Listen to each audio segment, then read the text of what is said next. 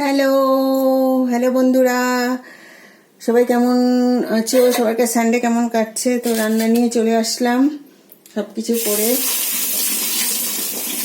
তো আজকে আমার রান্না মানে হেসেলে যা যা রান্না হবে তোমাদের সঙ্গে শেয়ার করে নিয়ে রান্নাটা শুরু করব। তো আজকে হবে হচ্ছিল কুমড়োর ডগা। এই যে কুমড়োর ডগা, এই সবজি কেটে নিয়েছি। এই যে পটল, একটু বেগুন দিয়েছি, পটল বেগুন কুমড়ো একটু আলু। তো এই দিয়ে এটা করব।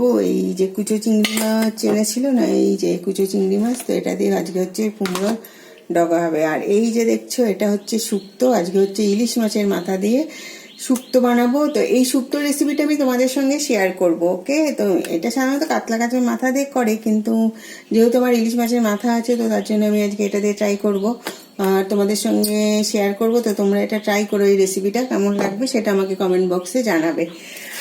আর হচ্ছে রান্না করবো এই যে উচ্ছে ভাজা, মুচমুচে করে উচ্ছে ভাজা, আর গাঠি কচু ডাঁটা আলু দিয়ে এই যে সেই কাতলা মাছ আজকে আর বাজারে মানে বাজার হয়নি, যাই হোক কাতলা মাছ ছিল।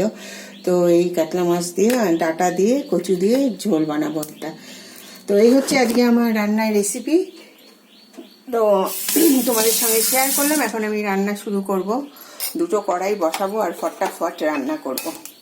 অনেক লেট হয়ে গেছে, 12টা বাজতে চললো। তোমরা তো জানো আমার 12টার সময় টাইম।